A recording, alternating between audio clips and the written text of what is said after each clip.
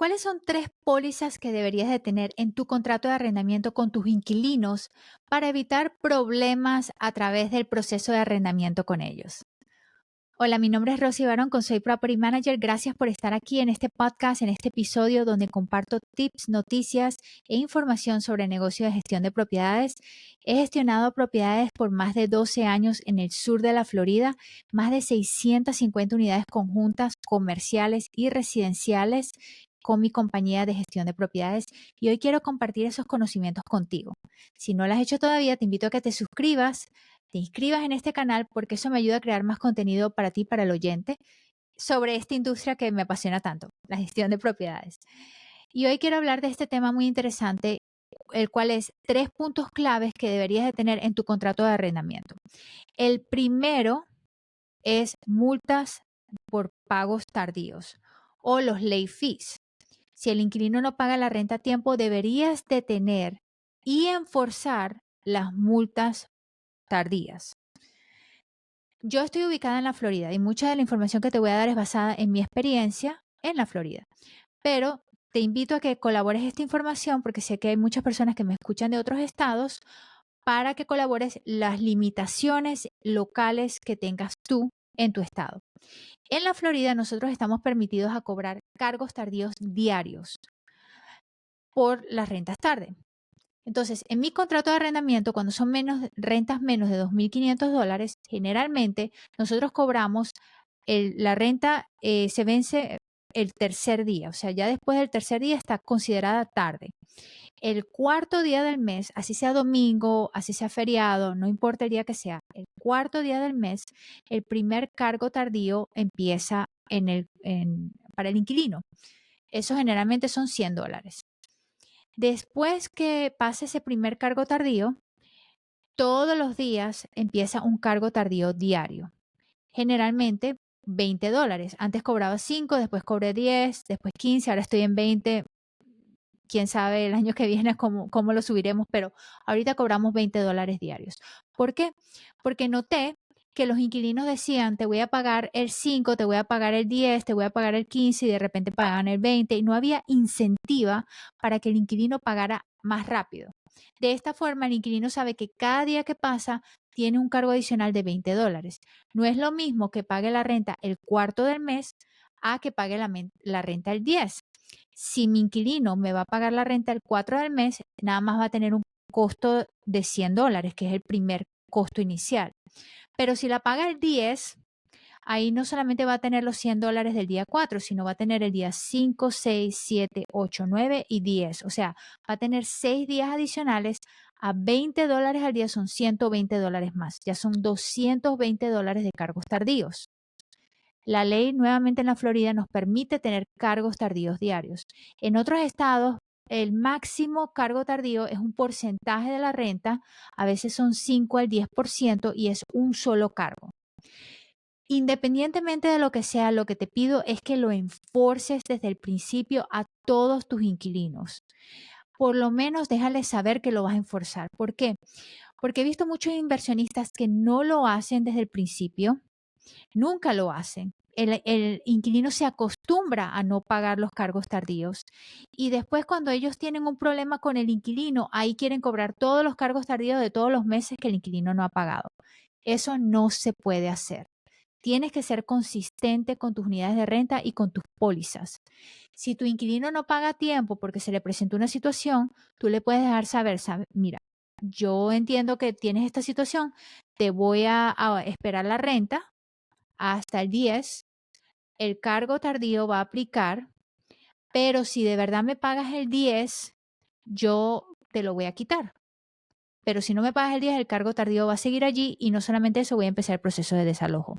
Es importante que te mantengas esas pólizas y que si lo haces por un inquilino, consideres hacerlo por todos, porque si no se puede considerar discriminación. Entonces, ten esas pólizas presentes y enfórzalas, porque después lo que puedes hacer es decir al inquilino, como ya expliqué, ok, yo te lo quito, esta vez una sola vez que pagaste tarde, no te lo voy a aplicar, pero que el inquilino vea que lo pusiste en su factura, ¿ok? Si el inquilino es un inquilino recurrentemente tarde, enforza la póliza de cargos tardíos y trata de ver si hay alguna forma de que puedas enforzar pólizas diarias, porque eso le incentiva al inquilino a pagar la renta más rápido, porque cada día que pasa está pagando más de renta, ¿entiendes? Entonces, esas son las importancias de las pólizas de cargos tardíos. Nuevamente, he visto inversionistas que no ponen los cargos tardíos y cuando se pelean con el inquilino porque el inquilino llamó a la ciudad o el inquilino está reportando muchas reparaciones, ahí ellos quieren venir y poner todos los cargos tardíos de todos los meses que el inquilino pagó tarde. Eso no se puede hacer. O peor aún, cuando el inquilino se va de la unidad de renta y queda el depósito, viene el inversionista a decir, ¿sabes qué? El inquilino nunca me pagó a tiempo. Ok. ¿Cuándo te pago? Bueno, la renta era el 5 y me pagaba todos los meses, me pagaba el 10. Ok. ¿Tú le dejaste saber al inquilino que estaba pagando tarde? Sí, sí le dejé saber. Ok. Tú le mandaste factura al inquilino con los cargos tardíos diciendo, hey, me pagaste la renta, pero me debes $200 de cargos tardíos. No, nunca lo hice. Ok. Tú le comunicaste al inquilino que él tenía una factura de todos los meses con cargos tardíos. No. Entonces ahora no pueden venir y aparecer los cargos tardíos si el inquilino nunca le informaste, porque él fácilmente puede ir a pelear eso diciendo que él no sabía que estaba pagando la renta tarde. Aunque el contrato diga eso, si tú aceptaste la renta tarde todos los meses, puede estar implicado que la renta entonces está ok, que esté tarde. Esa es la importancia de establecer y enforzar este tipo de pólizas en tu contrato de arrendamiento. Otra, otra póliza muy importante es las noticias de renovación. ¿Ok? He visto muchos inquilinos que, bueno, por lo menos vamos a empezar que decir que en la Florida generalmente tienes que dar 60 días de notificación al inquilino y el inquilino también te debería dar 60 días de notificación si no van a renovar el contrato de arrendamiento.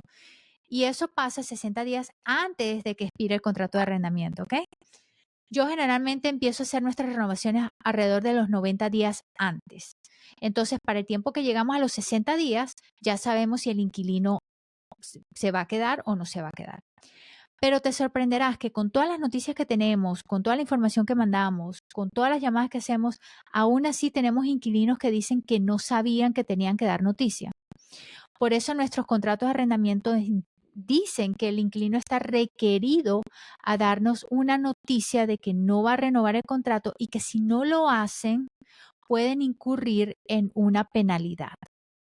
¿Ok? Cuando yo envío mis noticias de renovación de contrato y le digo al inquilino, esta es tu oferta, antes pagabas 2,000, ahora vas a pagar 2,100, esto, le doy una oferta, además del contrato de arrendamiento, ahí les digo que si no van a renovar, tienen que dar noticia, porque si no van a incurrir en una penalidad. Puede ser hasta un mes de renta.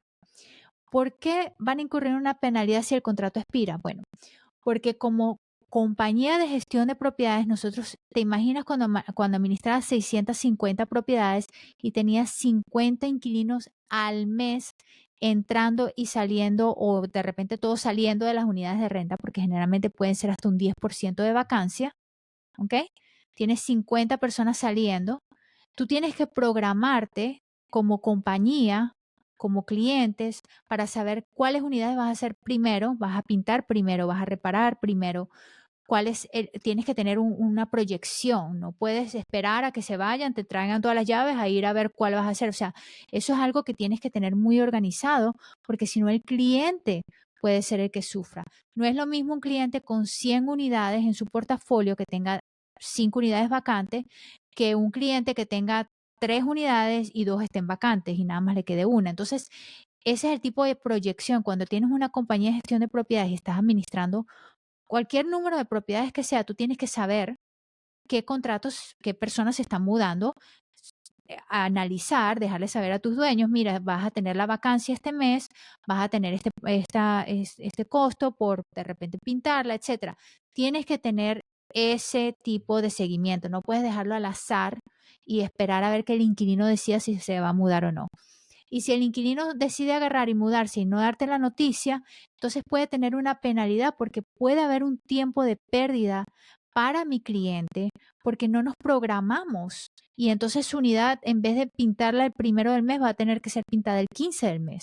Ahí van 15 días de pérdida porque no hay suficientes handymans para pintar todas las unidades. Tú puedes contratar 10 compañías diferentes, pero te digo de experiencia que es mejor que planifiques tus vacancias. Y por eso es que yo considero muy importante tener esa cláusula en tu contrato de arrendamiento, especificando que si el inquilino no te da noticia de al menos 60 días de no va a renovar el contrato, pueden incurrir un cargo de penalidad que puede ser, en la Florida los tenemos que listar como as additional rent, o sea, como renta adicional, para que pueda ser también deducido de cualquier depósito de seguridad. Esa es mi experiencia y por eso lo listamos de esa forma. Entonces, esa es la importancia de tener ese tipo de póliza en tu contrato de arrendamiento. Obviamente tú le quieres recordar al inquilino, pero no te sorprendas que las personas no se acuerdan de las cosas y de repente agarran y se van, ¿ok? No importa cuántos años lleven contigo. Y la otra cláusula muy importante es en referencia a las reparaciones.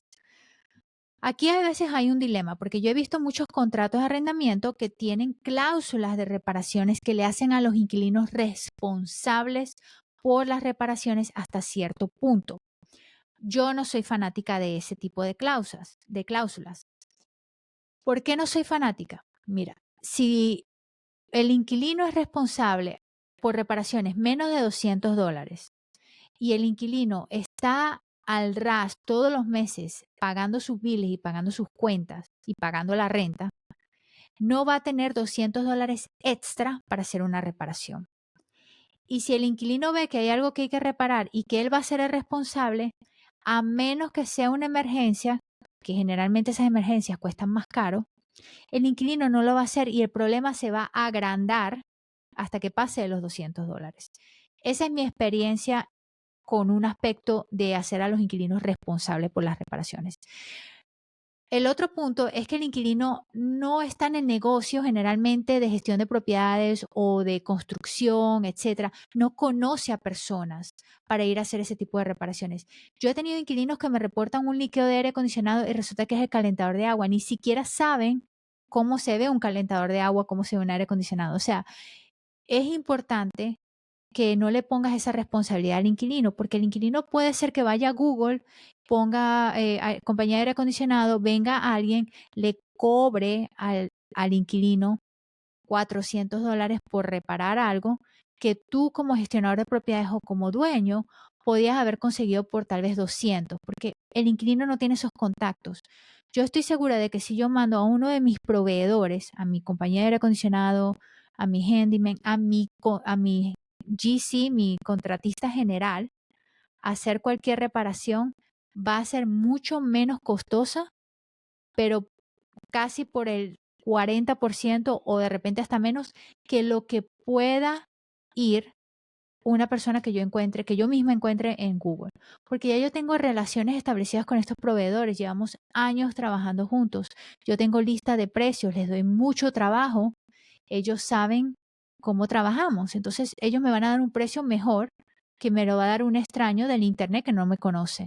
Eso es en todo negocio, entonces por eso es que es importante que no pongas esa responsabilidad en el inquilino. Nuevamente, el inquilino no tiene conocimiento de quién llamar, no, de repente no tiene el contacto, puede ser que no tenga el dinero, el problema sea grande y el peor de los casos es que el inquilino trate de hacer la reparación él mismo y se haga daño. ¿Ok? Porque si el inquilino se hace daño en tu propiedad de renta haciendo una reparación para tu unidad, tú podrías ser no el culpable, pero el que corra con el riesgo médico por esta situación. ¿Ok? Entonces, y bueno, no solamente tiene que ser inquilino, puede ser cualquier persona que vaya a hacer una reparación en tu propiedad. Por eso es que yo no soy muy fanática de este tipo de cláusulas cuando lo veo en los contratos de arrendamiento. El inversionista se está tratando de ahorrar $150, $200, está tratando de no tener que enviar una persona cada vez que el inquilino llama y lo que no se dan cuenta es que los problemas se pueden poner peor porque el inquilino nuevamente no tiene el dinero, no tiene conocimiento, no tiene el tiempo para llamar. Yo le doy mucho acceso a mis inquilinos a que envíen órdenes de reparación de muchas formas diferentes, ya sea a través de texto, a través de su portal, donde reciben videos cuando meten una orden de reparación, automáticamente reciben videos para confirmar que lo que están reportando es lo correcto. Pueden enviar un email, pueden llamar 24/7 a mi oficina. O sea, tienen todas las formas y tú podrás creer que aún así hay muchos inquilinos que no reportan el mantenimiento porque no tienen tiempo o no le prestan atención, no les importa. Entonces, ahí es donde es importante que vayas a inspeccionar tus unidades, pero más allá de eso, no le dejes esa responsabilidad al inquilino de la reparación, porque te puede costar más caro y generalmente a la larga te va a costar mucho más caro. Bueno, espero que hayas disfrutado este episodio. Nuevamente te pido que te suscribas a este canal, a este podcast, si no lo has hecho para que me ayude a crear mucho más contenido. Y publicamos un episodio todas las semanas, así que nos vemos por aquí la semana que viene.